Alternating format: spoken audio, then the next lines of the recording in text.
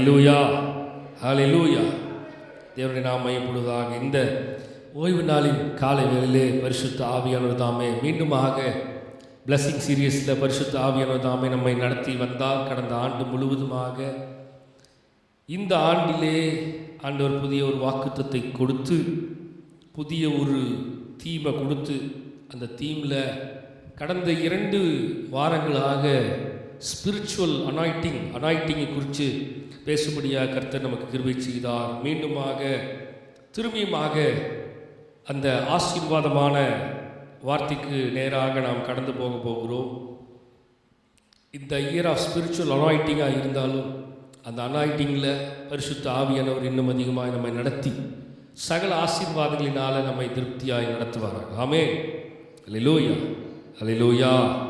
அப்படியே தலையில் தாழ்த்தி இருக்கிற இடத்துல கண்களை மூடி, ஆண்டவரே, பரிசுத்த ஆவியானவரே, எங்களோடு இடைவிடுவீராக, எங்களோடு இடைவிடுவீராக. அக்கினி ரதத்தின் மேல் என்னை கொண்டு செல்லுமே.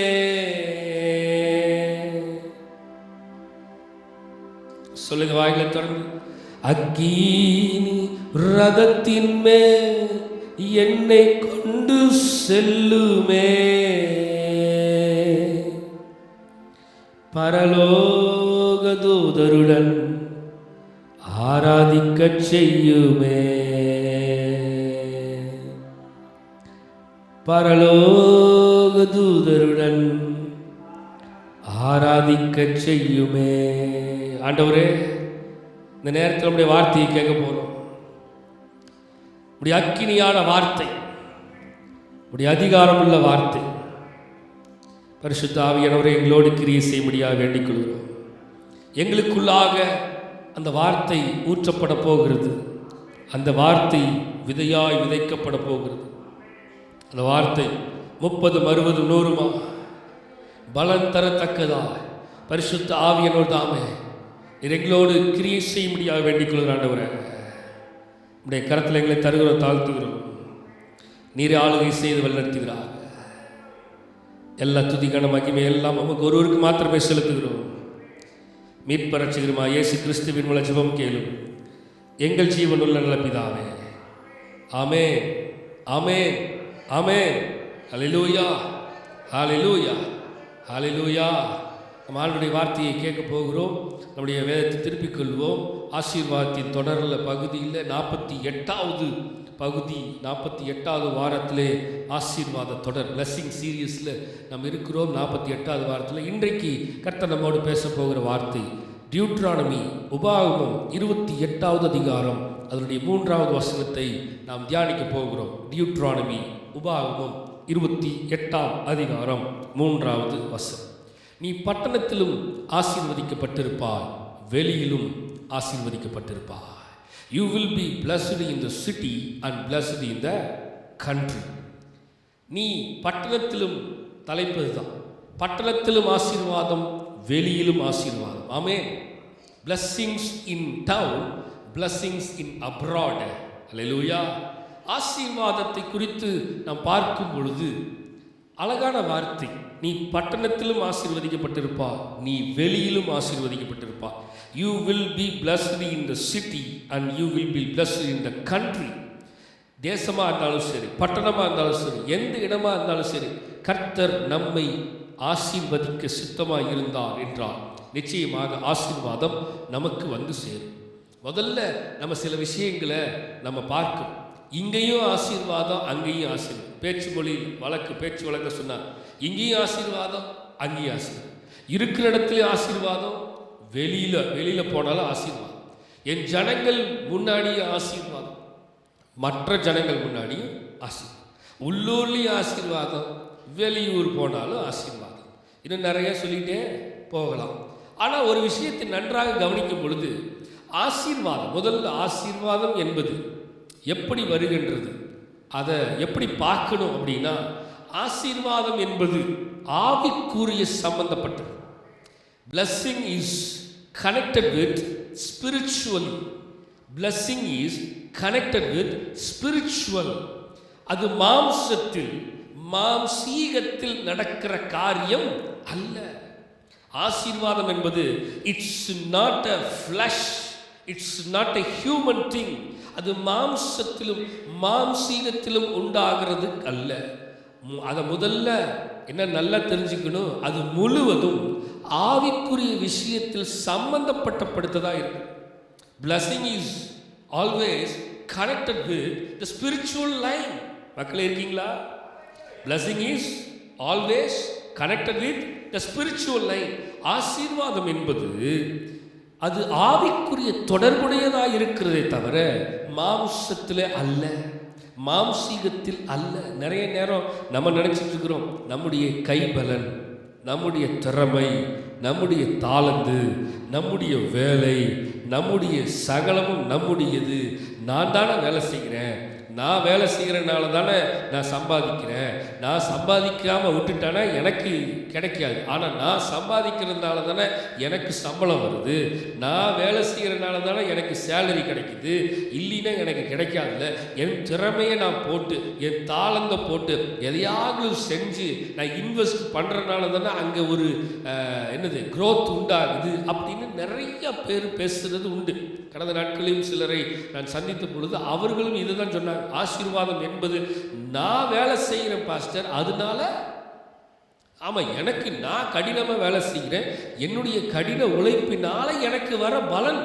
நான் வேலை செஞ்சா எனக்கு காசு, நான் வேலை செய்யல எனக்கு காசு இல்லை, அதெல்லாம் அவ்வளோதான். இதில் என்ன இருக்குது, இதில் கடவுளுக்கும் எனக்கு என்ன தொடர்பு இருக்குது அப்படின்னு எங்கிட்ட சிலரெல்லாம் பேசினது உண்டு. ஆனால் ஒரு விஷயத்தை நன்றாக கவனித்து பார்க்கும் பொழுது தேவ ஆவியானவர் நம்மோடு இன்றைக்கு நம்ம பேசுகிற காரியமே, நீ பட்டணத்திலும் ஆசீர்வதிக்கப்பட்டிருப்பாய், நீ வெளியிலும் ஆசீர்வதிக்கப்பட்டிருப்பாய். இருக்கிற இடத்துல எங்கே இருந்தாலும் சரி. அதுக்கு தான் முன்னாடி அந்த ஸ்லைடு வந்தேன். முன்னாடி வாங்கப்பா, அந்த ஸ்லைடு முன்னாடி வாங்க, இன்னும் முன்னாடி வாங்க. ஓகே, இங்கேயும் ஆசீர்வாதம், அங்கேயும் ஆசீர்வாதம், எங்கே இருந்தாலும் ஆசீர்வாதம்.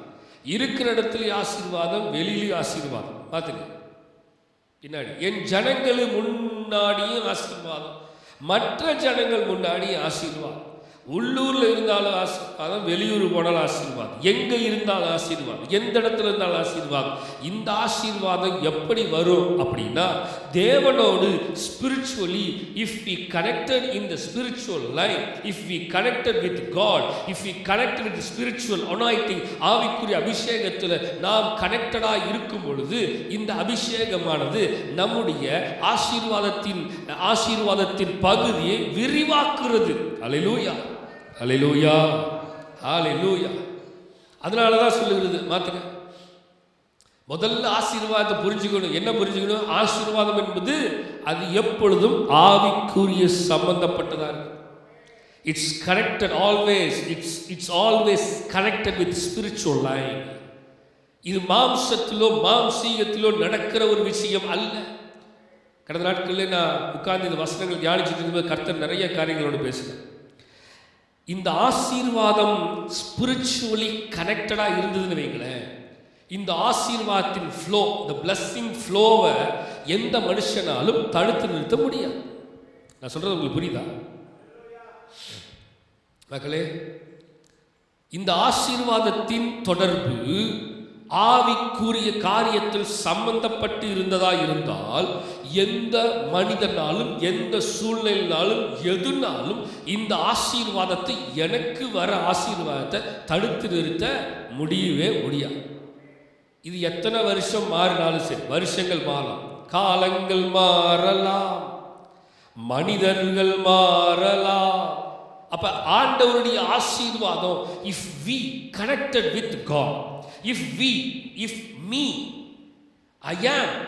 ஐ கனெக்டட் வித் காட், நான் தேவனோடு ஐக்கியமாய் உறவோடு ஐக்கியப்பட்டு இருக்கும் பொழுது எத்தனை நாள் வந்தாலும் சரி, எத்தனை வாரங்கள் மாறினாலும் சரி, எத்தனை மாசங்கள் போனாலும் சரி, எத்தனை வருடங்கள் ஆனாலும் சரி, கர்த்தர் எனக்கு என்று வைத்திருக்கிற ஆசீர்வாதத்தின் ஃப்ளோ, அந்த ஃப்ளோ ஒருபோதும் அது நிற்காதே தவிர அது ஓடிக்கொண்டே தான் இருக்கும். நிற்கவே நிற்கும், அது ஓடிக்கொண்டே தான் இருக்கும்.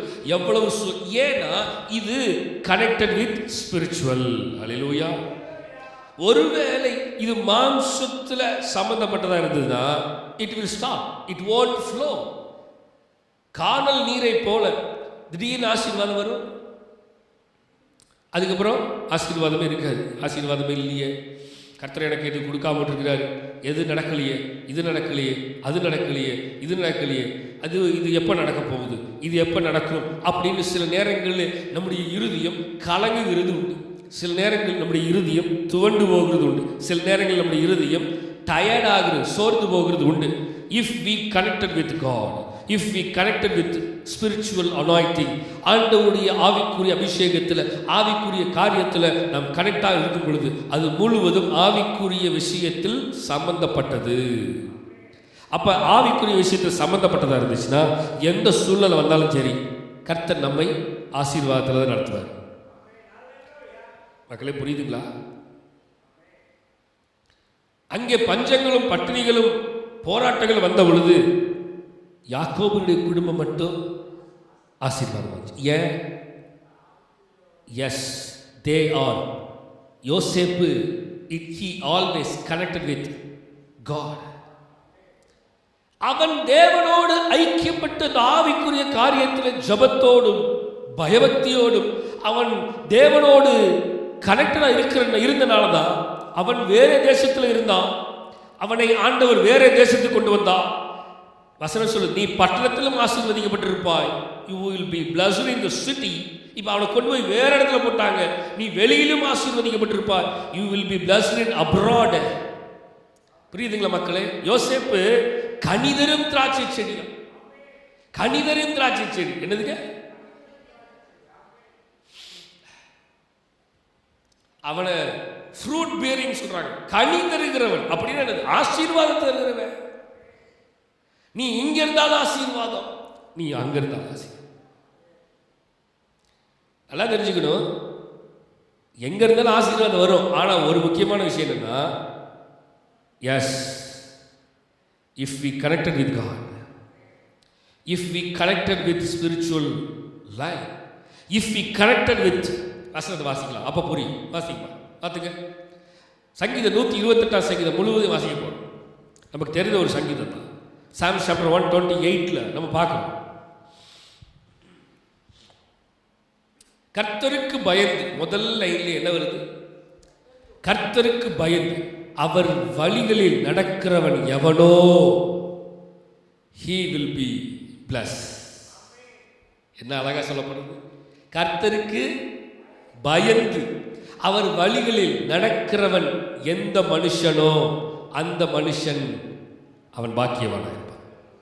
அடுத்த லைன் தான் போகுது, உன் கைகளின் பிரயாசத்தை நீ சாப்பிடுவாய், உனக்கு பாக்கியமும் நன்மையும் உண்டாயிருக்கும். மக்களே நல்லா தெரிஞ்சுக்கோ, கர்த்தருக்கு பயந்து அவர் வழிகளில் நடக்கிறவன் எவனோ, சொல்லுங்க, எவனோ. எவனோ அது எந்த மனுஷனாக இருந்தாலும் சரி, எப்படிப்பட்ட மனுஷனாக இருந்தாலும் சரி, எந்த மனுஷியா இருந்தாலும் சரி, யாரா இருந்தாலும் சரி, வழிகளில், சொல்லுங்க, வழிகளில் அவர் வழியில் நடந்தான். எஸ், மாத்துக்கணும், அவர் வழியில் நடந்தான். இப்ப சொல்லுது வசனம், உன் கையின் பிரயாசத்தை, 2, உன் கையின் பிரயாசத்தை நீ சாப்பிடுவாய், உனக்கு பாக்கியமும் என்ன வருமா? நன்மை வரும், ஆசீர்வாதம் வரும். ரைட், பார்த்துக்க. உன் மனைவி வீட்டோரங்கள் கனிதரும் திராட்சை கொடியை போல் இருப்பான், உன் பிள்ளைகள் உன் பந்தியை சுற்றிலும் ஒலிவ மர கன்றுகளைப் போல. இப்ப கர்த்தருக்கு பயப்படுகிறவன் எவனோ, கர்த்தருக்கு பயந்து அவர் வழியில் நடக்கிற மனுஷன் எவனோ அந்த மனுஷனுடைய ஆசீர்வாதம், அவன் மனைவி எப்படியா? கனிதரும், எங்க? வீட்டோரங்களில். பிள்ளைகள் எப்படியா? பந்தியை சுற்றிலும் ஒலிவ மர கன்றுகளைப் போல இருப்பார்களா? ஆமே. இப்ப வசனம் திருப்பி வந்துருச்சு, இதோ கர்த்தருக்கு பயப்படுகிற மனுஷன் எவ்விதமாய், சொல்லுங்க, எவ்விதமாய் ஆசீர்வதிக்கப்பட்டிருப்பா? இவ்விதமாய். எவ்விதமாய்? வசனம் சொல்லுது, கர்த்தருக்கு பயந்து அவர் வழிகளில் நடக்கிறவன் எவனோ, அவர் வழியில் நடக்கிறவன் எவனோ, அவன் வழியில், அவர் வழியில் நடக்கிறவன் எவனோ. சொல்லுங்க, சொல்லுங்க, சொல்லுங்க, அந்த வார்த்தையை சொல்லுங்க. அவர் வழியில் நடக்கிறவன், எவனோ அவன் வழியில் நடக்கிற யாரா இருந்தாலும் சரி, மக்கள் நல்லா தெரிஞ்சுக்கோங்க, ஆண்டவருடைய வழியில நடக்கிறவர்களுக்கு தான். இப்ப ஆண்டவருடைய வழியில நான் நடக்கும் பொழுது இந்த பட்டணமா இருந்தாலும் சரி, சொல்லுங்க, எந்த பட்டணமா இருந்தாலும் சரி, எங்க போனாலும் சரி, கர்த்தருக்கு பயந்து நடக்கிறவனுக்கு ஆசீர்வாதம். அது எந்த மாற்றமும் இல்லை. அல்லேலூயா, அல்லேலூயா. அடுத்த வசனம் சொல்லுது, கர்த்தர் சீயோனிலிருந்து உன்னை ஆசீர்வதிப்பார். நீ ஜீவனுள்ள நாளெல்லாம் எதை காண்ப? எருசலேமின் வாழ்வை காண்ப. செழிப்பான ஆசீர்வாதம், செழிப்பான ஆசீர்வாதம். கர்த்தர் எங்கிருந்து ஆசீர்வதிக்கிறாரா? Zion, from the Zion, from the Zion. சியோனிலிருந்து ஆசீர்வாதம் வருது. நீ ஜீவனுள்ள நாளெல்லாம் எருசலேமின் வாழ்வை காண்பா. அடுத்த வசனம், நீ உன் பிள்ளைகளின் பிள்ளைகளில் இஸ்ரவேலுக்கு உண்டாகும் சமாதானத்தையும் காண்பார். ஹல்லேலூயா. மக்களே, அழகான வார்த்தை சொல்லுது, அழகான வார்த்தை. இந்த சங்கீதம் முழுவதுமாக அழகாக சொல்லப்பட்டிருக்கிறது. இந்த கடைசி வசனம் பாருங்க, உன் பிள்ளைகளின் பிள்ளைகளையும். அப்ப என்ன அர்த்தம்? நான் மட்டுமல்ல கர்த்தருக்கு பயந்து நடக்கிறவன் அல்ல, நான் மட்டும் கர்த்தருக்கு பயந்து அவருடைய ஆசீர்வாதத்தை பெற்றுக்கொள்கிறவனாக அல்ல, என் பிள்ளைகளுக்கும் கர்த்தருடைய பயபக்தியை கற்றுக் கொடுத்து அவர்களையும் எப்படி ஆசீர்வாதத்தில் நடக்க வைக்கிற ஒரு குடும்பமா. அடுத்தது, பிள்ளைகளின் பிள்ளைகளை அவர்களும் கர்த்தருக்கு பயந்து அவர் வழியில் நடக்கிறவர்களாய். எஸ், பீப்புள் ஆஃப் காட் இருக்கீங்களா? தேவனுக்கு பயப்படுற பயம் இருந்தால் மட்டும்தான் ஆசீர்வாதம் வரும். நல்லா தெரிஞ்சுக்கணும். தேவனுக்கு பயப்படுற பயம் இருந்தால் மட்டும்தான் சமாதானம் வரும். தேவனுக்கு பயப்படுற பயம் இருந்தால் மட்டும்தான் பாக்கியம் வரும், நன்மை உண்டாகும், செழிப்பு உண்டாகும். மனைவி கணிதரும் திராட்சை செடியா இருப்பா, பிள்ளைகள் ஒலிவ மர கன்றுகளை போல இருப்பாங்க. நமக்கு பயபக்தி இல்லைன்னா நம்மளும் உருப்பட முடியாது, பிள்ளைகளும் உருப்பட முடியாது, குடும்பமும் உருப்படாது, எங்க போனாலும் உருப்பட முடியாது, எதை செஞ்சாலும் உருப்பட முடியாது. ஒரே ஒரு விஷயம், கர்த்தருக்கு பயந்து நடக்கிற மனுஷன்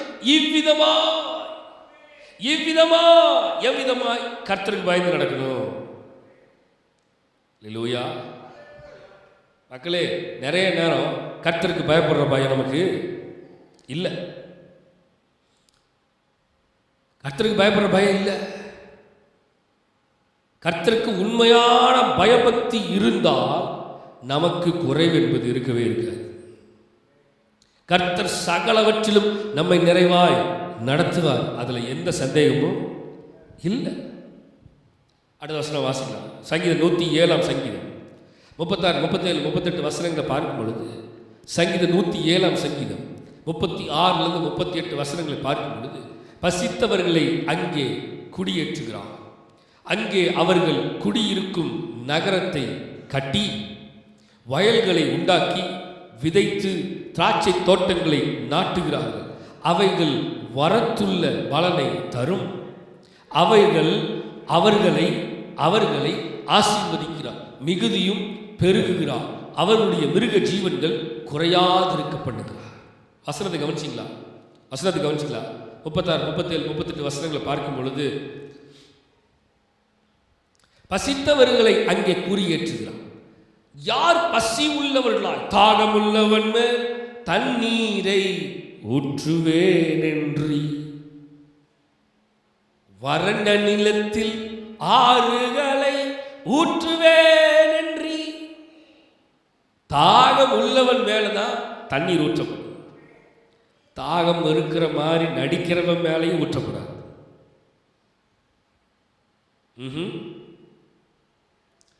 எப்படி சொல்லுங்க? குமாரா இயேசு கிறிஸ்து சமாரி ஸ்திரியை சந்திக்கிறார்.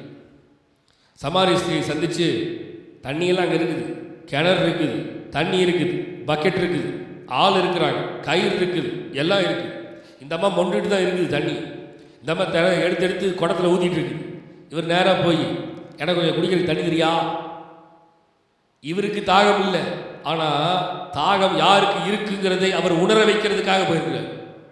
அல்லேலூயா, ஹல்லேலூயா. அந்த அம்மாட்ட போய் பேசுகிறார், எனக்கு தண்ணி தெரியா? அந்த அம்மா கேட்குது, தண்ணியா? நான் எப்படி உனக்கு தருது? இந்த அம்மா என்னமோ தண்ணியிலேயே வள்ளல் மாதிரி, இவர் தண்ணிக்கு பஞ்சப்பாட்டு பாடுற மாதிரி, நான் எப்படி தருது அப்படின்னு. நம்மளாம் அப்படி தான் ஆண்டவருக்கே அட்வைஸ் பண்ணுவோம். பாஸ்டருக்கு ஃபோன் பண்ணி, பாஸ்டர் நீங்கள் இப்படி செஞ்சிடறீங்களா அப்படின்னு பாஸ்டருக்கு அட்வைஸ் பண்ணுவாங்க.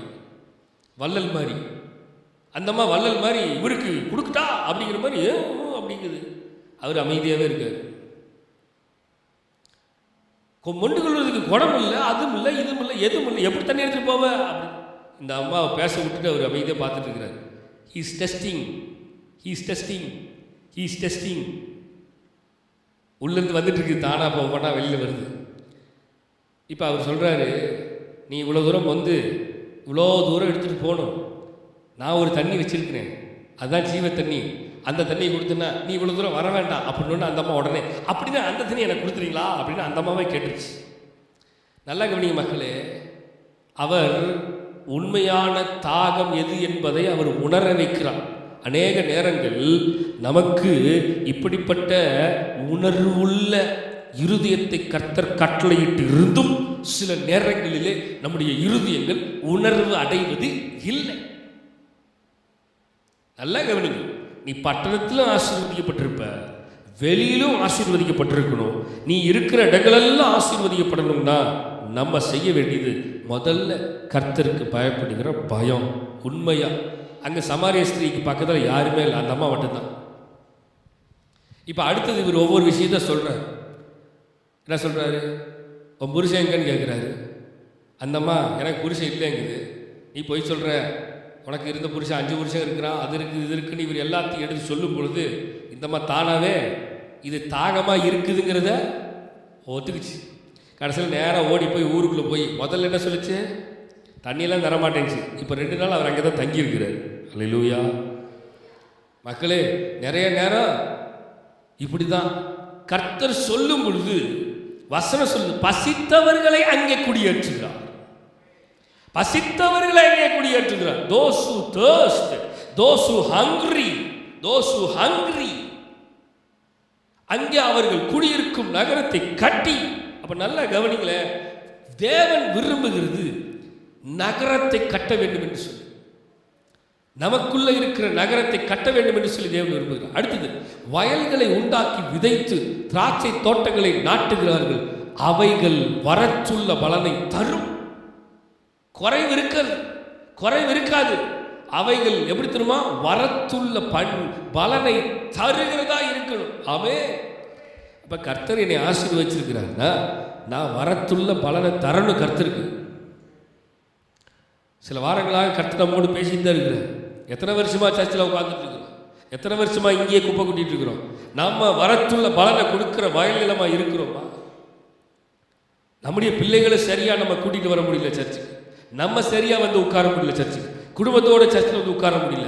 எல்லா வேலைக்கும் போகிறோம், எல்லாம் செய்கிறோம், எல்லாம் முடியுது, எல்லா வயல் நிலங்களுக்கும் பெருக்கத்தை உண்டு பண்ணுகிறோம். எவனுக்கெல்லாம் வேலை செஞ்சு அவன் குடும்பமெல்லாம் ஆசீர்வதிக்கப்படுது. எப்படி? அப்படித்தானே? எவன் கம்பெனிக்கோ போய் எவன் ஓனருக்கோ போய் வேலை செஞ்சு அவனெல்லாம் தூக்கி விடுறேன். ஆனா என் குடும்பம் இன்னும் இப்படியே தான் பஞ்சப்பாட்டு பாடுது, என் குடும்பம் இன்னும் இப்படியே தான் வளராம இருக்குது, என் குடும்பம் இன்னும் தேடாம இருக்குது. உலகத்தின் சிற்றின்பங்களுக்கு இதுதான் மாம்சத்திலும் மாம்சீகத்திலும் தேடுகிற ஆசீர்வாதம். ஆவிக்குரிய ஆசீர்வாதத்துல தேடாம மாம்சத்திலும் மாம்சீகத்திலும் தேடுகிற ஆசீர்வாதம். மக்களே, வரத்துள்ள பலனை தரும்.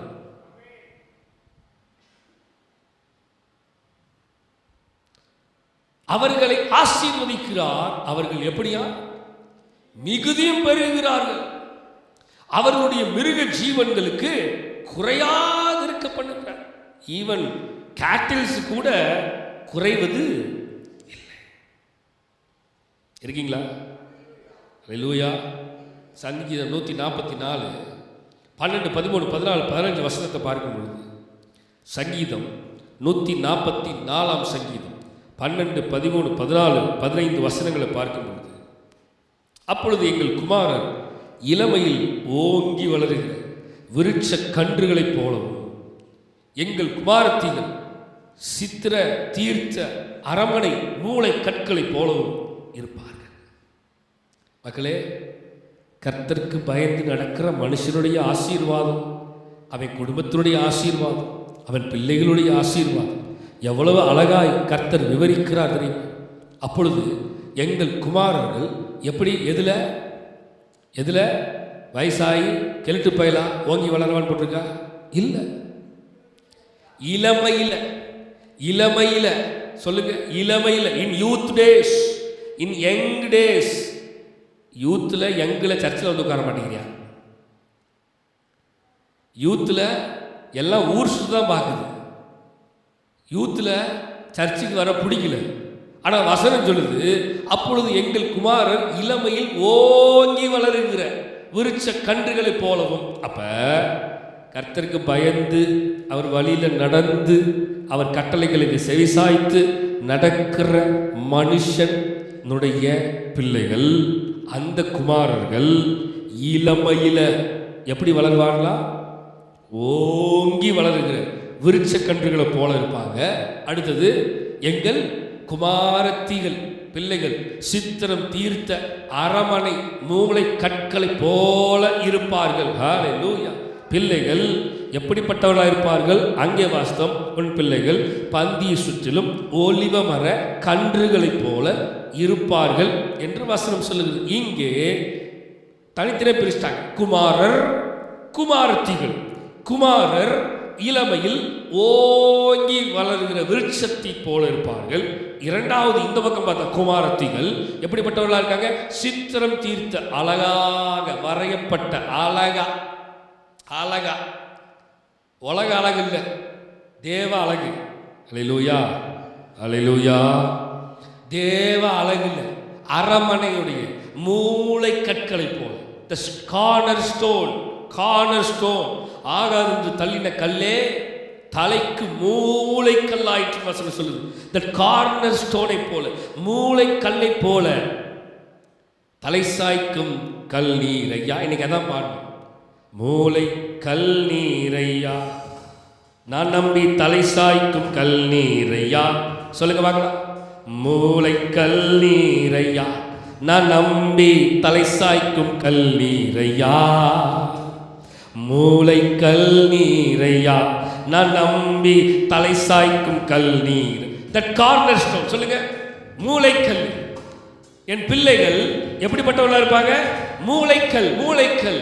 என் பிள்ளைகள் அரமனையில் சித்திரம் தீர்த்த அழகாக வர்ணிக்கப்பட்டு தேவ அழகுல, தேவ அழகுல, தேவ அழகுல. அங்கதான் இருக்குது. அதான் பாயிண்ட், அதான் வசனம். மாம்சீக அழகு இல்லை, மாம்சத்தின் அழகு இல்லை, உலகத்தின் அழகு இல்லை. என் பிள்ளைகளை கர்த்தர் எந்த அளவுக்கு ஆசீர்வாதம் வைக்கிறார்னா, நீ எங்க இருந்தாலும் கர்த்தருக்கு பயந்து நடந்தீனா நீ அரமனையில் இருக்கிற மூளைக்கல்ல போல இருப்ப. முன்னாடி இருக்கும்போது மட்டும், சர்ச்சில் வந்து உட்காரும் பொழுது மட்டும் எப்படி சித்திரம் தீர்த்த மூளைக்கல் மாறி இருக்க கூடாது. எங்க இருந்து, அதனாலதான் நீ பட்டணத்திலும் இருந்து இங்க எங்க கண்ணு முன்னாடி இருந்தாலும் இப்படிதான் இருக்கணும். அப்படியெல்லாம் இருக்கிறது இல்லை. இங்க வேற மாதிரி, அங்க வேற மாதிரி. அது நல்ல வாயி, இது நாரவாயி. வேற மாதிரி. இங்க இருக்கிற மாதிரி சபையில இல்லை, சபையில் இருக்கிற மாதிரி வெளியில இல்லை. ஹல்லேலூயா, ஹல்லேலூயா. வித்தியாசம், எல்லாத்துலயும் வித்தியாசம்.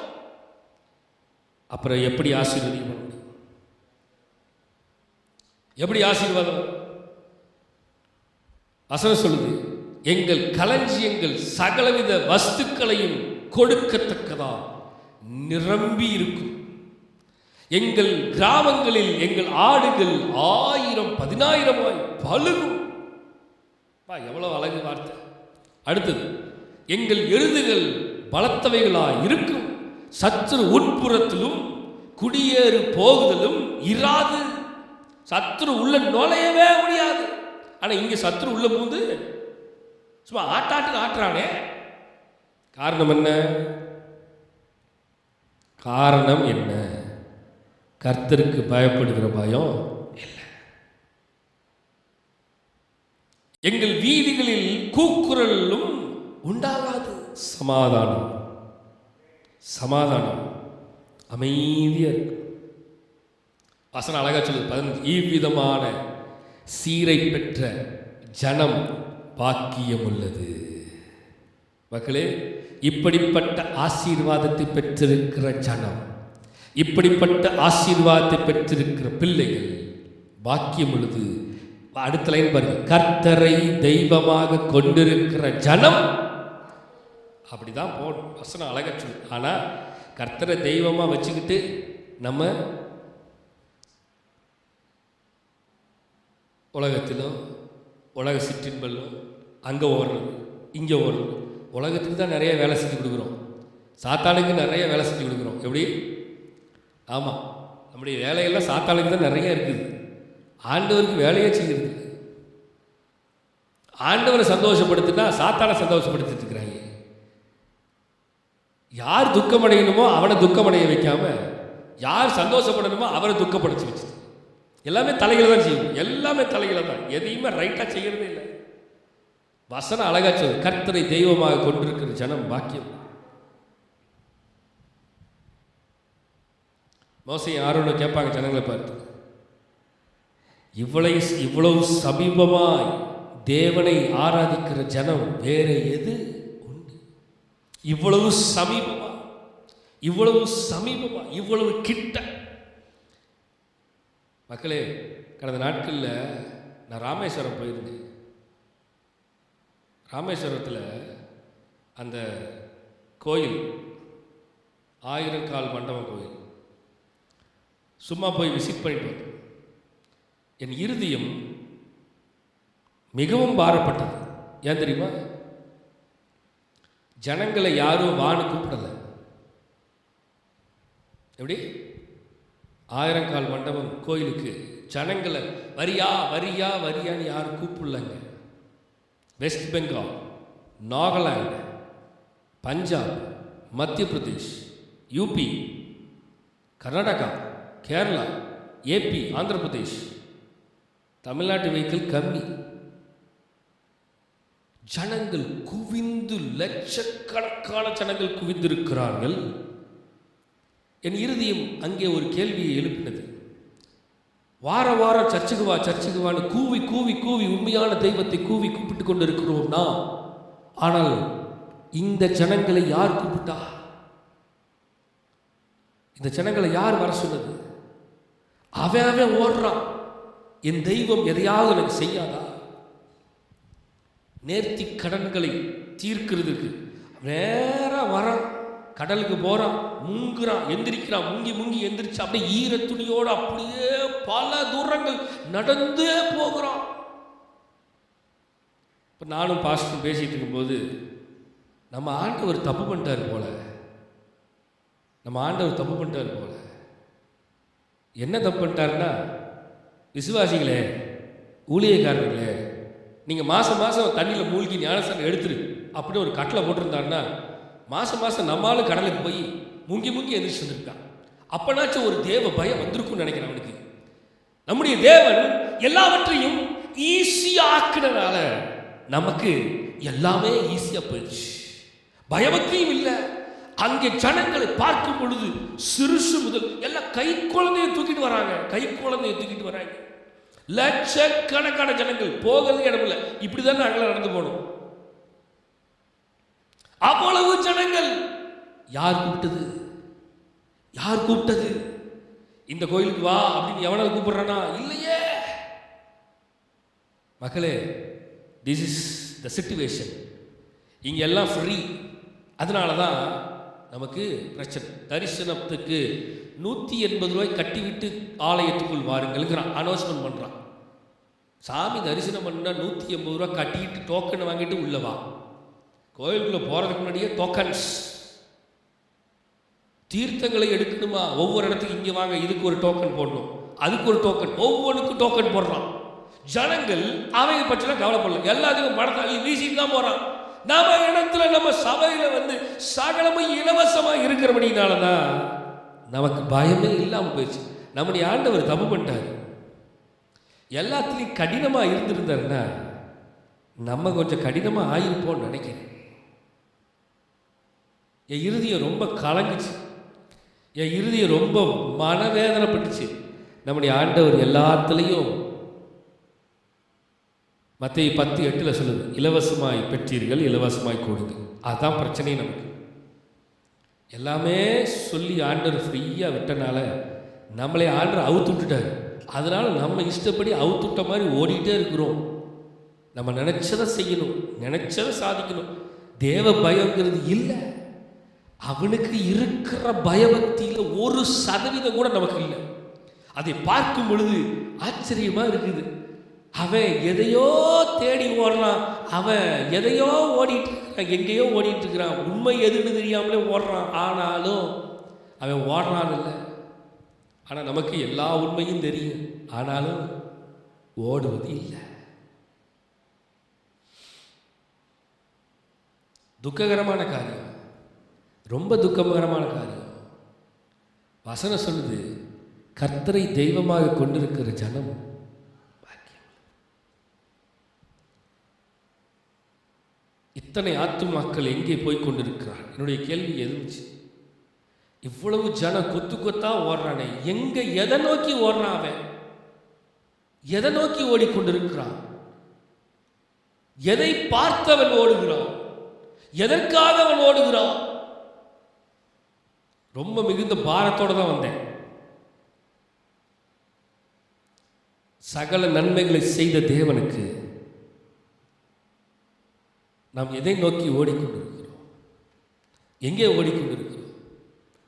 ஏசாயா 65 21, 22, 23 வசனம் சொல்லுகிறது, வீடுகளை கட்டி அவைகளில் குடியிருப்பார்கள், திராட்சை தோட்டங்களை நாட்டி அவைகளில் கனியை புசிப்பார்கள். அவர்கள் கட்டுகிறதும் வேறொருவன் குடியிருக்கிறதும் அவர்கள் நாட்டுகிறதும் வேறொருவன் கனி புசிக்கிறதுமாய் இருப்பதில்லை. ஏனெனில் விருட்சத்தின் நாட்களைப் போல என் ஜனத்தின் நாட்கள் இருக்கும். நான் தெரிந்து கொண்டவர்கள் தங்கள் கைகளின் கிரியைகளை நெடுநாளாய் அனுபவிப்பார்கள். அவர்கள் விருதாவாய் உழைப்பதில்லை, அவர்கள் துன்பம் உண்டாக பிள்ளைகளை பெறுவதுமில்லை. அவர்களும் அவர்களோடு கூட அவர்கள் சந்தானமும் கர்த்தராலே ஆசீர்வதிக்கப்பட்ட சந்ததியா இருப்பார்கள். யா, அழகான வசனம். கர்த்தரை தெய்வமாக கொண்டோ, பாடல் வரிகள் அழகா இருக்கு. முதல் வசனத்தை தான் வாசனம். கர்த்தரை தெய்வமாக கொண்டிருக்கிற ஜனம், அழகா வசனம் சொல்லுது, அவர்கள் வீடுகளை கட்டுவாங்க, ஆசீர்வாதமாக இருப்பாங்க. இப்போ நம்மெல்லாம் வீடை கட்டிட்டு அந்த வீட்டை கடனை கட்டுறதுக்குன்னே புலம்ப ஆரம்பிச்சிடலாம். அவைகளில் குடியிருப்பார்கள், சமாதானம். அடுத்தது, திராட்சை தோட்டங்களை நாட்டி அவைகள் கனியை புசிப்பார்கள். வீட்டில் என்னென்னலாம் போடணுமோ எல்லாத்தையும் போட்டு அவைகளுடைய கனியை அவர்கள் கட்டுகிறதும் வேறொருவன் குடியிருக்கிறதும் அவர்கள் நாட்டுகிறதும் வேறொருவன் கனி புசிக்கிறதும் இல்லை. அப்படின்னு என்ன அர்த்தம்? நான் செஞ்சு நான் அனுபவிக்கிறவைகளை நான் அனுபவிக்கிறதா கர்த்தர் விரும்புகிறார் தவிர, நான் சம்பாதிச்சு என் கை பலனில் வேறொருவன் சாப்பிட்றதுக்கு கர்த்தர் விரும்பல. ஆனால் நம்ம மோஸ்ட் ஆஃப் த டைம் ஹாஸ்பிட்டலுக்கே போயிருது. எல்லாம்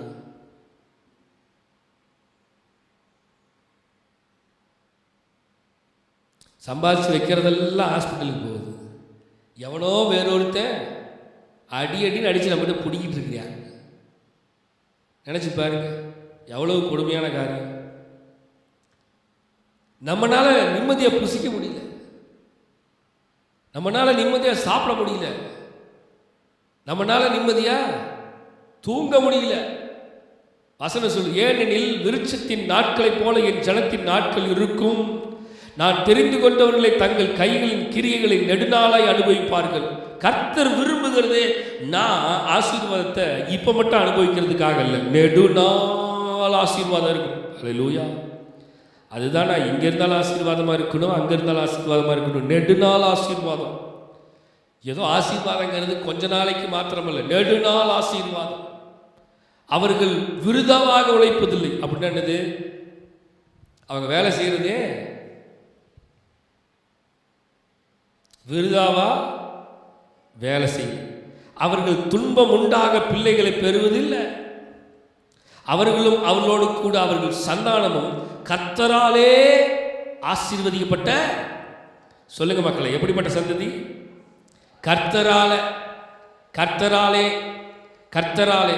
சரி, நம்முடைய சந்ததிகள் எப்படியாக இருக்கிறதுன்னு கொஞ்சம் நினைச்சு பாருங்க. கர்த்தரால் ஆசீர்வதிக்கப்பட்ட சந்ததியாக இருக்கிறது தான் நம்முடைய சந்ததிகள்லாம் எப்படி போயிட்டு இருக்கிறாங்க? அடுத்த தலைமுறை, அடுத்த ஜெனரேஷன் எப்படி போயிட்டு இருக்குது? கர்த்தருக்கு கீழ்ப்படுத்தி கர்த்தரால் ஆசீர்வதிக்கப்பட்ட சந்ததியை ஓடிக்கொண்டு இருக்கிறதா? இல்லை உலகத்துக்கும் உலக காரியத்துக்கும் ஓடிட்டு இருக்குதா? கர்த்தரால் ஓடுகிறதா, கர்த்தருக்கு ஓடுகிறதா, அல்லது கர்த்தருக்கு செவிசாய்க்காமல் நீ சொல்றனால சர்ச்சைக்கு வர, இல்லைன்னா வரமாட்டேன் பார்த்துக்கோ அப்படிங்குதா? கொஞ்சம் யோசித்து பாருங்க. நீ பட்டணத்தில் ஆசீர்வதிக்கப்பட்டிருக்கணும், வெளியிலும் ஆசீர்வதிக்கப்பட்டிருக்கணும், நீ வாழ்கிற இடத்துலையும் ஆசீர்வாதமாக இருக்கணும். ஒருவேளை வேலை கிடைச்சி வெளியிடத்துக்கு போனால் அங்கேயும் அப்படியே பயபக்தியோடு இருந்தீங்கன்னா அந்த ஆசீர்வாதம் நிலைச்சிருக்கும்.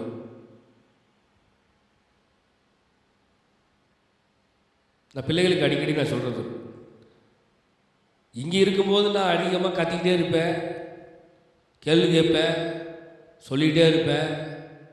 நீ வேலை கிடச்சி வெளியில் போயிட்டீங்கன்னா அங்கே கேள்வி கேட்குறதுக்கு எவனும் இருக்க மாட்டான், அங்கே கத்துறதுக்கு ஒருத்தனும் இருக்க மாட்டான்.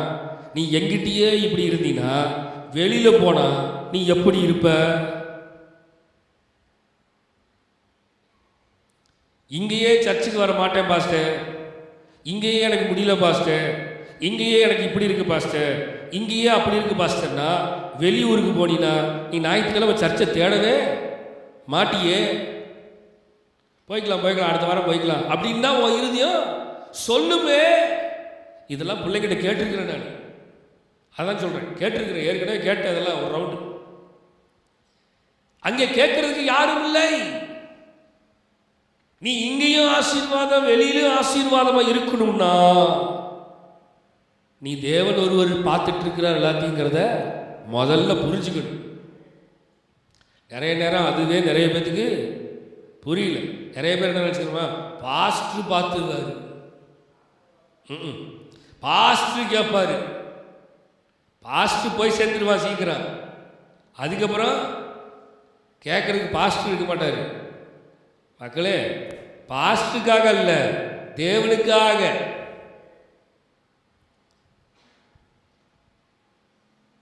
இப்ப கர்த்தருக்கு பயந்திருக்கிற மனுஷன் இவ்விதமாய் இந்த இடத்துல ஆசீர்வதிக்கப்பட்டிருப்பான். இப்ப வெளியிலையும் ஆசீர்வாதம், அடுத்தது அதான் பார்க்க போறோம்.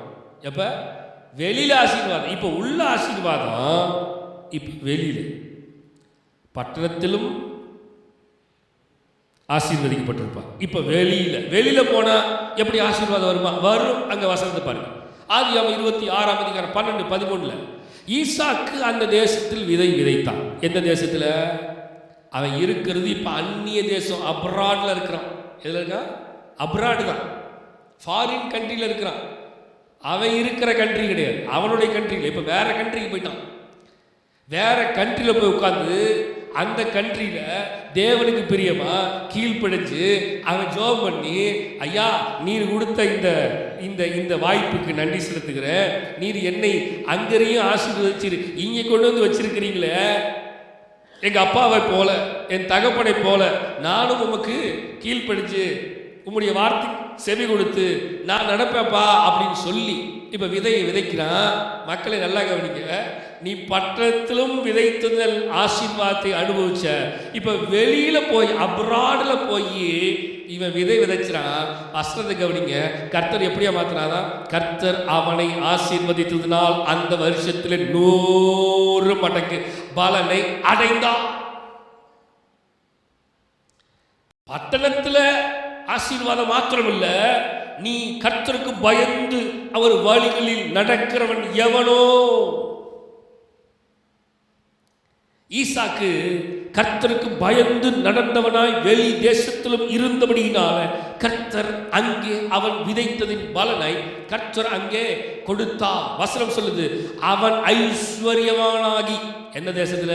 சொந்த ஊர்ல ஐஸ்வர்யவான் கிடையாது, வெளியூர்ல ஐஸ்வர்யவான். ஒரு ஆமேனே வரல. அடுத்தது, வர வர விருத்தி அடைந்து மகா பெரியவனானா. எங்கே? In other country, in other nation, in other places. நான் நினைச்சு பார்ப்பேன் அடிக்கடி, சம்பந்தமே இல்லாத இடத்துல சர்ச்சை கொண்டு வந்து வச்சு, சம்பந்தமே இல்லாத ஊர்ல கொண்டு வந்து சர்ச்சை நாட்டி, in other place, in other village, in other area. நீ பட்டணத்திலும் ஆசீர்வதிக்கப்பட்டிருப்பாய். எங்க அப்பாவுக்கு இந்த ஊர் இல்லை, சொந்த ஊர். எங்க அம்மாவுக்கு இந்த ஊர் சொந்தம் இல்லை. என் அண்ணனுக்கு இந்த ஊர்ல பிறக்கல. பிறந்தது ஒரே ஒரு ஆள், யாரு? நான் மட்டும்தான் இங்கே பிறந்தேன்.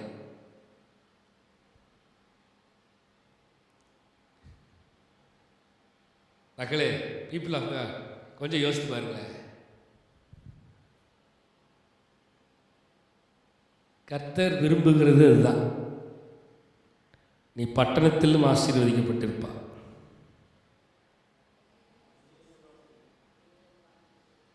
வசனம் சொல்லுது, அவன் ஐஸ்வர்யவானாகி வர வர விருத்தி அடைந்து. எப்படி? In other area, in other place, in other country, in abroad. You will be blessed in a city and you will be blessed in abroad. You will be blessed in a city and you will be blessed in a country. எங்க வேணாலும் சரி, கர்த்தருக்கு பயந்து நடக்கிற மனுஷனுக்கு ஈவிதமான ஆசீர்வாதம் உண்டு. அல்லேலூயா, அல்லேலூயா. ஆசிக்க ஆதியாகமம் 39:5 சொல்லப்படுது பாருங்க. அவனை தன் வீட்டுக்கும் தனக்கு உண்டான எல்லாவற்றிற்கும் விசாரணைக்காரனாக்கி நெது முதற்கொண்டு கர்த்தர் யோசேப்பின் நிமித்தம் அந்த எகிப்தியின் வீட்டை ஆசீர்வதித்தார். வீட்டிலும், சொல்லுங்க, வீட்டிலும் வெளியிலும் அவனுக்கு உண்டானவைகள் எல்லாவற்றிலும் கர்த்தருடைய ஆசீர்வாதம் இருந்தது. ஹல்லேலூயா. So Joseph, now Joseph in other country. மக்களே புரியுதுங்களா? இங்கே இருந்து அவன் அடிமையாய் போயிருந்தாலும் கர்த்தர் அவனை வேற ஒரு கண்ட்ரியில உட்கார வச்சிருக்கிறாரு. இப்ப என்ன நடந்தது? அதர் கண்ட்ரியில இருந்தாலும் கர்த்தர் அவனுக்கு கொடுத்த ஒரு ஆசீர்வாதத்தை கவனிச்சு பாருங்க. அழகான காரியம். அவனை யாரு? அந்த ராஜா. அந்த ராஜாவே கூப்பிட்டு என்ன பண்றான்? அவனை தன் வீட்டுக்கு, அவன் வீட்டுக்கே. இப்ப யாரு? ராஜாவோட வீட்டுக்கே யார் அதிபதி, அதிகாரி?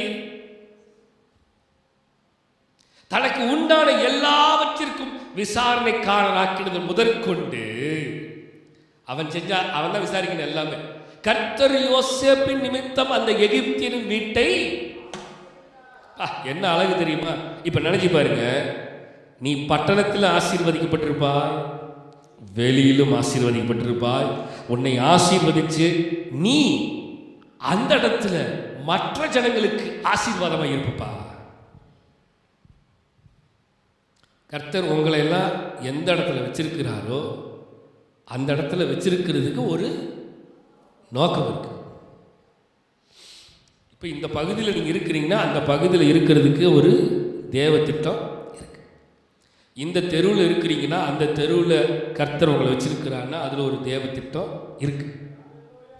வசனம் சொல்லுது, அந்த எகிப்தின் வீட்டை ஆசீர்வதித்தார். அவன் வெளியிலும் வீட்டிலும் அவனுக்கு உண்டானவைகள் எல்லாவற்றிலும் யாருடைய ஆசீர்வாதம் இருந்துச்சு? கர்த்தருடைய ஆசீர்வாதம் இருந்துச்சு. கர்த்தருடைய ஆசீர்வாதம் இருந்துச்சு. காட்ஸ் பிளஸிங், சொல்லுங்க, காட்ஸ் பிளஸிங். கர்த்தருடைய ஆசீர்வாதம் இருந்தது. இதுக்கு காரணம் என்ன தெரியுமா? அவன் கர்த்தரோடு இருந்தான்.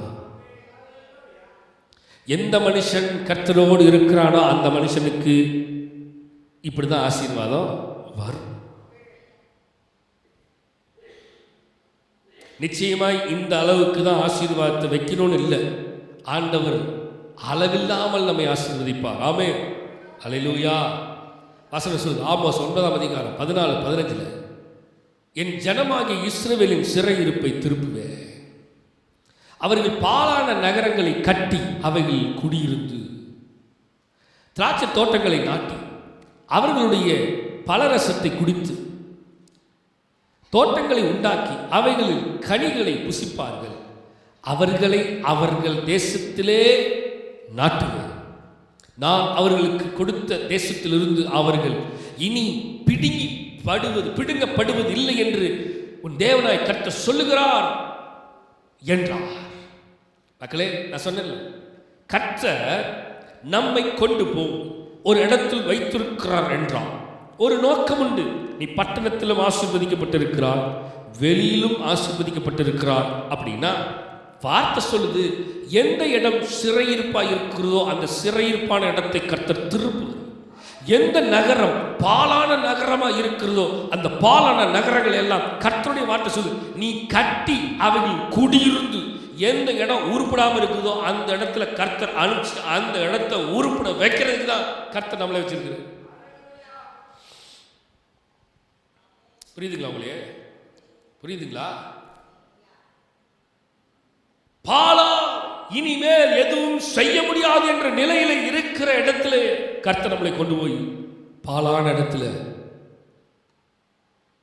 கர்த்தர் கட்ட வைக்கிறார். அல்லேலூயா. வசனம் சொல்லுது, திராட்சை தோட்டங்களை நாட்டி அவைகளுடைய பலரசத்தை குடித்து பாலான இடத்துல இப்ப வீட்டை கட்டி அந்த வீட்டில் திராட்சை தோட்டத்தை போட்டு அந்த திராட்சை தோட்டத்திலிருந்து ரசத்தை எடுத்து குடிச்சு. மக்களை நினச்சி பாருங்க, நம்ம வீடுகள் வாங்குறதுக்கு முன்னாடி லேண்ட் எப்படி இருந்திருக்கும். அந்த வீட்டை வாங்கி கட்டி இப்போ அந்த வீட்டுக்குள்ளே நம்ம சில மரங்கள் செடிகளை வச்சு அந்த செடியில் இருக்கிற பலன்களை நம்ம புசிச்சு அதில் ஒரு சந்தோஷம், அதில் ஒரு இன்பம். கர்த்தருடைய ஆசீர்வாதம் பாருங்க எப்படி நம்மளை ஆசீர்வதிச்சு. நான் எங்கேயோ இருந்தேன், இப்ப எங்கேயோ கொண்டு வந்து என்னை உட்கார வச்சு கர்த்தர் இவைகளை அனுபவிக்க வைக்கிறார். இதுதான் கர்த்தருடைய ஆசீர்வாதம். வசனம் சொல்லுது, தோட்டங்களை உண்டாக்கி அவைகள் கனிகளை புசிப்பார்கள். மாத்துக்கப்பா, பனிகளை புசிப்பார்கள். அவர்கள் தேசத்திலே கர்த்தர் பண்ணுவார், நாட்டுவேன் என்று சொல்லுகிறார். உன்னை அங்கதான் வைக்க போறேன், உன்னை அங்கதான் வைப்பேன். ஹல்லேலூயா, ஹல்லேலூயா. அடுத்தது பாருங்க, அந்த தேசத்திலிருந்து அவர்களை இனி பிடுங்குவதில்லை என்று தேவனாய கர்த்தர் சொல்லுகிறார். இனி உன்னை அந்த இடத்துல நானு. மக்களே இருக்கீங்களா? ஹல்லேலூயா. இதுதான் கர்த்தருடைய ஆசீர்வாதம். நாம் எங்க இருக்கிறோம், எந்த இடத்துல இருக்கிறோம், எப்படிப்பட்ட இடத்துல இருக்கிறோம் நமக்கே தெரியாது. கர்த்தர் நம்மளை எங்கே வச்சிருக்கிறாரு நமக்கே செல்லாத தெரிய மாட்டேங்குது. சார் நம்ம கேள்வி கேட்குறோம், நான் சரியான இடத்துல தான் இருக்கிறேன் ஆண்டவரே, சரியான இடத்துல தான் இருக்கிறேன்னா? சில நேரத்தில் நமக்கு கேள்வி வந்துடுது, சரியான சபையில் தான் நம்ம இருக்கிறோமா? சரியான மக்களோடு தான் நான் இருக்கிறேன்னா? சரியான ஜனங்களோட தான் நான் இருக்கிறேன்னா? கர்த்தர் சொல்கிறான், உன்னை அங்கே தான் வச்சிருக்கு, மாற்றிக்கணும். ஆக 2ஆம் அதிகாரம் 18-19 வசனத்தை பார்க்கணும். இப்போதும் இதற்கு முந்தின காலத்தில் நடந்ததை உங்கள் மனதில் சிந்தித்து பாருங்கள். கொஞ்சம் யோசித்து பாருப்பா, கொஞ்சம் யோசித்து பாருப்பா உன் இருதயத்தில். இப்போதும் இதற்கு முந்தின காலத்தில் நடந்ததை உங்கள் மனதில் சிந்தித்து பாருங்கள். 9ஆம் மாதம் 24ஆம் தேதியாகிய இந்நாள் முதல் கர்த்தருடைய ஆலயத்தின் அஸ்திபாரம் போடப்பட்ட அந்நாள் வரைக்கும் சென்ற காலத்தில் நடந்ததை உங்கள் மனதில் சிந்தித்து பாருங்கள். எப்படி பார்த்துங்க. களஞ்சியத்தில் இன்னும் விதை தானியம் உண்டோ? திராட்சை செடியும் அத்தி மரமும் மாதுளை செடியும் ஒலிவ மரமும் கனி கொடுக்கவில்லையே. நான் இன்று முதல் உங்களை ஆசீர்வதிப்பேன் என்று சொல்லுகிறார் என்றார்.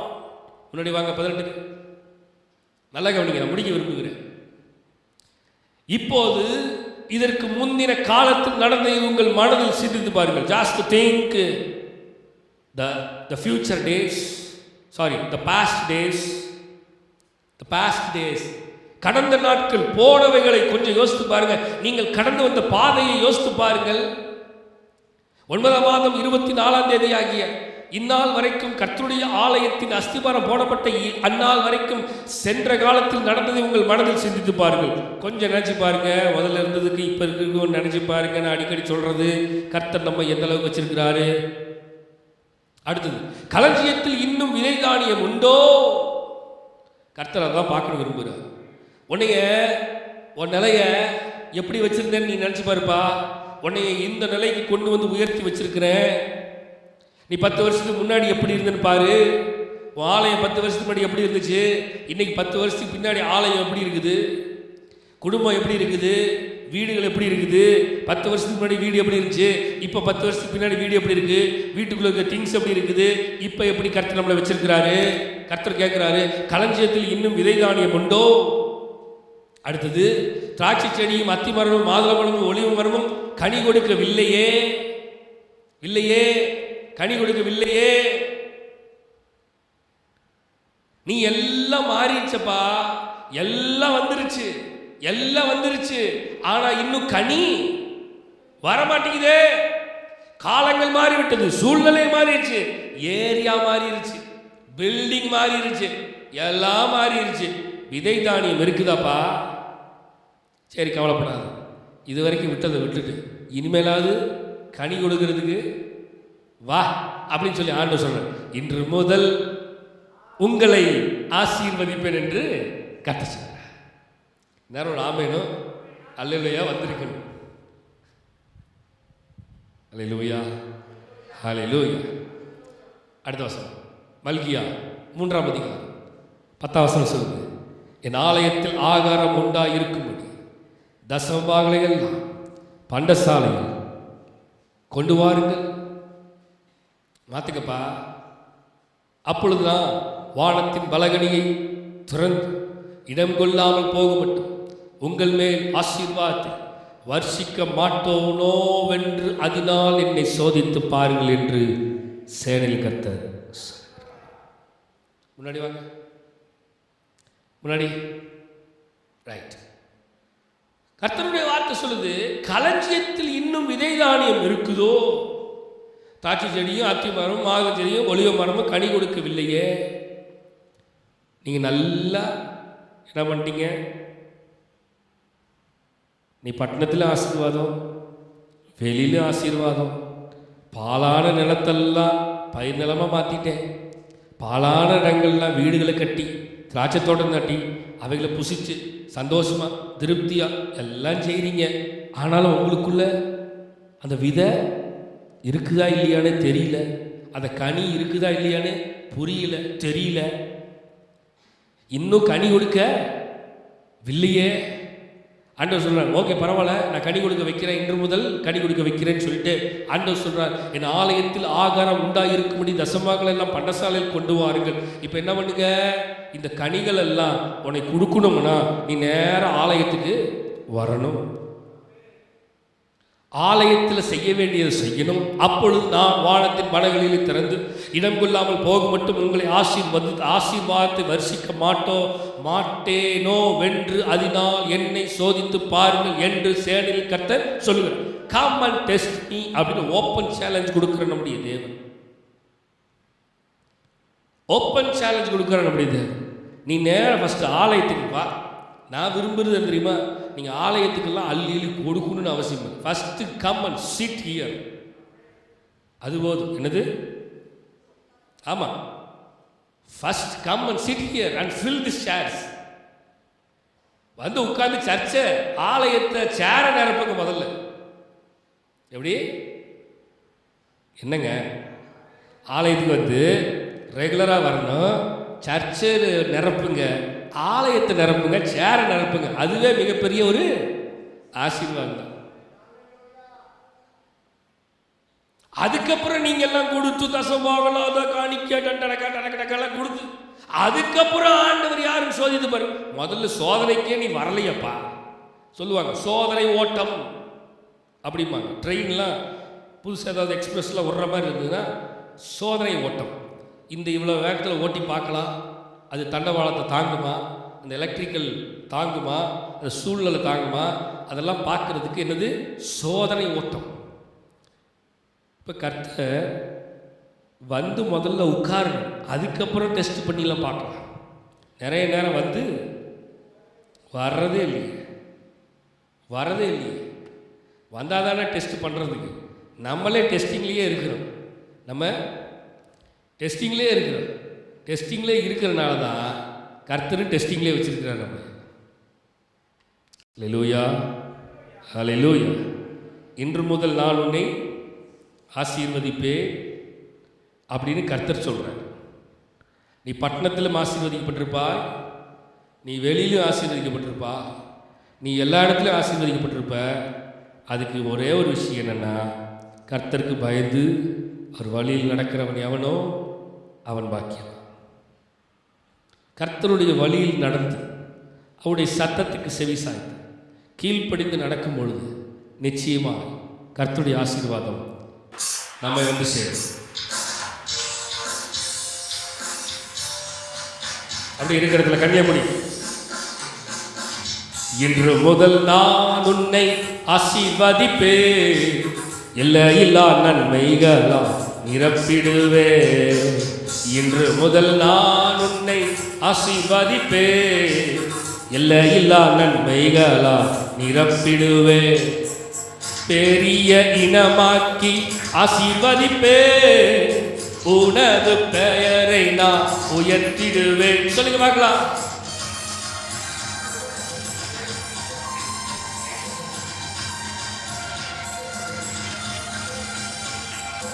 ஆசீர்வாத வாய்க்காலா நீருப்பா, ஆசீர்வாத வாய்க்காலா நீருப்பா, நீருப்பா. இன்று முதல் நான் உன்னை ஆசீர்வதிப்பேன், எல்லையில்லா நன்மைகளா நிரப்பிடுவேன். இன்று முதல் நான் உன்னை ஆசீர்வதிப்பேன், எல்லையில்லா நன்மைகளா. சொல்லுங்க பார்க்கலாம். பரவி பாய்கின்ற ஆறுகள் நீதானே, நதியோரம் வளருகின்ற தோட்டமும் நீதானே. ஆறுகள் நீதானே, நதியோரம் வளருகின்ற தோட்டமும் நீதானே. வாசனை தருகின்ற சந்தனமும் நீதானே.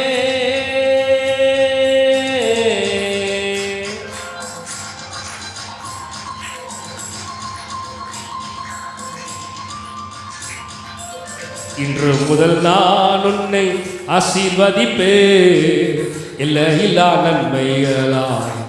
சொல்லுங்க, கைகளை தட்டி வாங்கி தருது. இன்று முதல் நான் உன்னை, நீ பட்டணத்திலும் ஆசீர்வதிக்கப்பட்டிருப்பா, நீ வெளியிலும் ஆசீர்வதிக்கப்பட்டிருப்பா, நீ பட்டணத்திலும் ஆசீர்வதிக்கப்பட்டிருப்பா. இன்று முதல் நான் உன்னை ஆசீர்வதிப்பேன், எல்லையில்லா நன்மைகளா நிரப்பிடுவேன். செல்லும் இடமெல்லாம் காவலாய் நான் இருப்பேன், சொன்னதை செய்திடுவேன், கைவிடவே.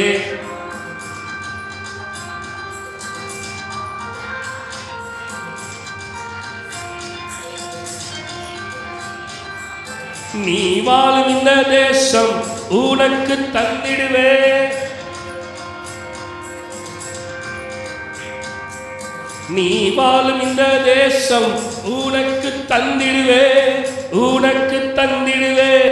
இன்று முதல் நான் உன்னை ஆசீர்வதிக்கிறது, எல்லையில்லா நன்மைகளா நிரப்பிடுவே.